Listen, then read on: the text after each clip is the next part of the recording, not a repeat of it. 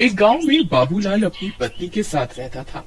सभी गांव वालों का मानना था कि उसकी पत्नी सुषमा एक चुड़ैल है, लेकिन बाबूलाल गांव वालों की बातों को हमेशा अनसुना कर देता। फिर एक दिन रात होने पर बाबूलाल सो रहा होता है। तभी सुषमा उठती है और धीरे से घर से बाहर निकल जाती है और चलते चलते चुड़ैल में बदल जाती है। फिर वह पास के गांव में घुस जाती है। गांव के सभी लोग अपने अपने घरों के अंदर सो रहे होते हैं। वहीं एक औरत घर के बाहर सो रही होती है। वह चुड़ैल उसके पास जाती है और उसकी गर्दन पकड़कर उसे हवा में उठा लेती है। अरे मर गई रे, ये कमबख्त चुड़ैल कहाँ से आ गई? अरे गांव वालों मेरी मदद करो, अरे कोई है, कोई तो मेरी मदद करो। फिर वह चुड़ैल अपना मुंह खोलकर उसकी जान उसके शरीर से खींच लेती है। तभी उस औरत का सिर उसके धड़ से गायब हो जाता है और देखते ही देखते चुड़ैल के 2 सिर हो जाते हैं।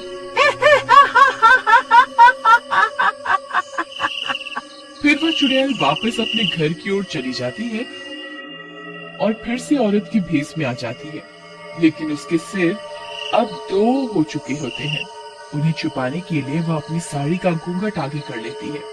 सुबह होने पर उस सरकटी लाश को देखकर सभी गांव वाले घबरा जाते हैं और उसकी मौत की खबर आसपास के सभी गांव में फैल जाती है।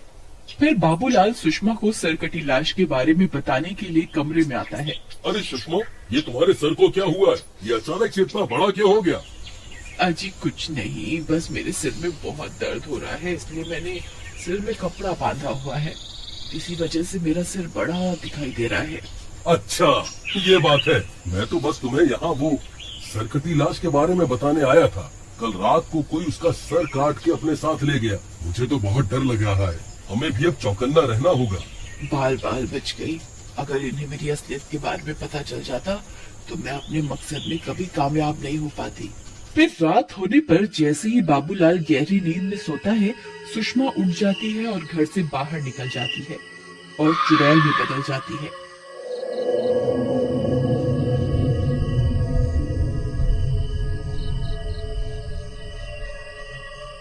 वह अपने शिकार की तलाश करने लगती है। तभी सामने से उसे एक औरत आती हुई दिखाई देती है। वह चुड़ैल एकदम से उसके सामने पहुंच जाती है। अरे इसके 2 सिर हैं। हे भगवान, ये चुड़ैल यहाँ कहाँ से आ गई?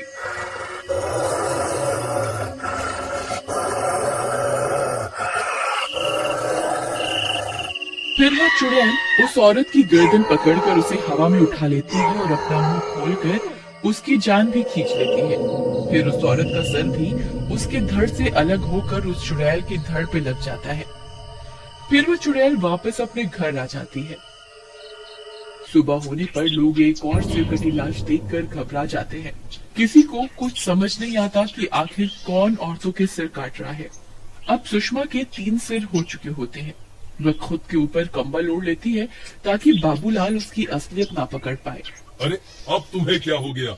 इतनी गर्मी में ये कंबल ओढ़ कर क्यों बैठी हो? अजी कल रात से मेरी तबीयत कुछ ठीक नहीं है। मुझे बहुत ठंड लग रही है, इसीलिए मैंने ये कंबल ओढ़ा हुआ है। अच्छा ठीक है, तुम आराम करो। ये सर काटने की घटना तो बढ़ती ही जा रही है। मुझे सरपंच जी से बात करनी ही होगी। फिर सभी गांव वाले मिलकर सरपंच से इस घटना के बारे में बात करते हैं। भाइयों, ये बहुत गंभीर मसला है।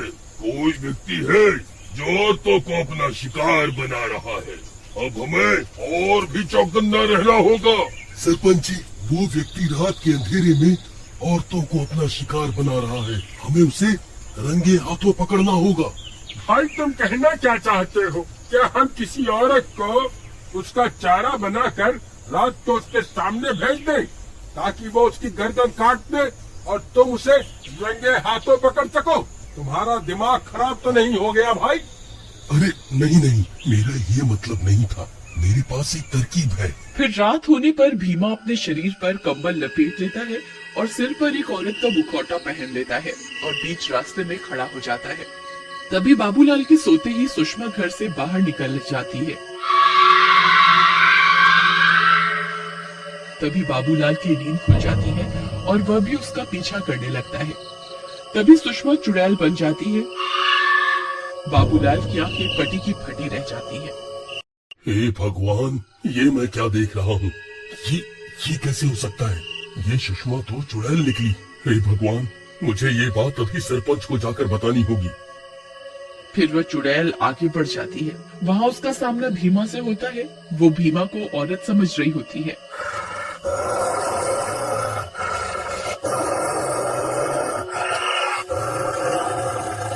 अरे मर गए रे, ये क्या? ये तो चुड़ैल है और इसके तो तीन सर हैं। कहीं ये चुड़ैल ही तो औरतों के सर नहीं काट रही? हे भगवान, मुझे तो लगा था कोई आदमी होगा जिसे मैं रंगे हाथों पकड़ लूंगा, लेकिन ये तो चुड़ैल निकली। अरे मर गए रे, अब क्या करूं? तभी वह चुड़ैल उसके पास पहुंच जाती है और उसकी गर्दन पकड़कर उसे भी हवा में उठा लेती है और अपना मुंह खोलकर उसके मुंह में उससे उसकी जान खींचने लगती है।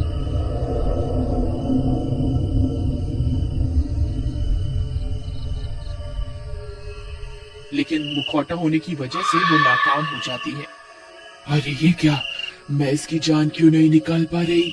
लगता है मुझे अपने खंजर से इसका सिर इसके धड़ से अलग करना होगा। अरे मर गए रे, ये चुड़ैल तो सर को धड़ से अलग करने की बात कर रही है। कहीं चाकू थोड़ा सा नीचे लग गया तो सच में मेरी गर्दन धड़ से अलग हो जाएगी। अब क्या करूं? तभी वह चुड़ैल अपने खंजर से उसके सिर पर वार कर देती है और उसका सिर धड़ से अलग कर देती है। भीमा धड़ के अंदर छुपा रहता है। फिर वो उस सिर को उठाकर अपने सिर से जोड़ने की कोशिश करने लगती है, लेकिन वो सिर नकली होने की वजह से उस चुड़ैल के धड़ से नहीं लगता। वो बार बार सर को अपने धड़ से लगाने की कोशिश करती है, लेकिन वो सर बार बार जमीन पर गिर जाता है। तभी बाबूलाल कुछ गांव वालों को लेकर वहां पहुंच जाता है। देखो गांव वालों, ये वही चुड़ैल है जो सबके सर काट रही है। मैंने अपनी आंखों से देखा है। इसने सुषमा के शरीर पर अपना कब्जा किया हुआ है। तभी भीमा भी कंबल से बाहर निकल आता है। चुड़ैल उसे देखकर चौंक जाती है।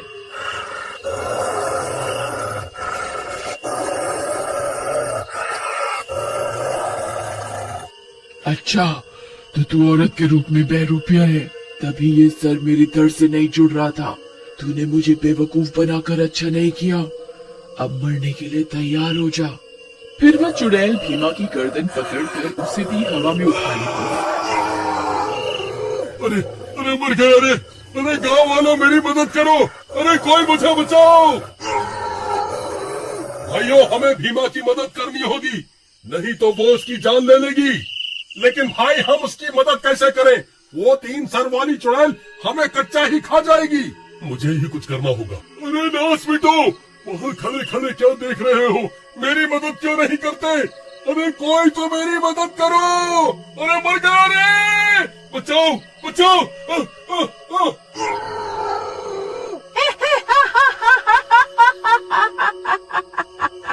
कोई तेरी मदद नहीं करने वाला। अब मरने के लिए तैयार हो जा। तभी बाबूलाल हाथ में खंजर लेकर वहां पहुंच जाता है और खंजर से उस चुड़ैल के एक सिर को उसके धड़ से अलग कर देता है।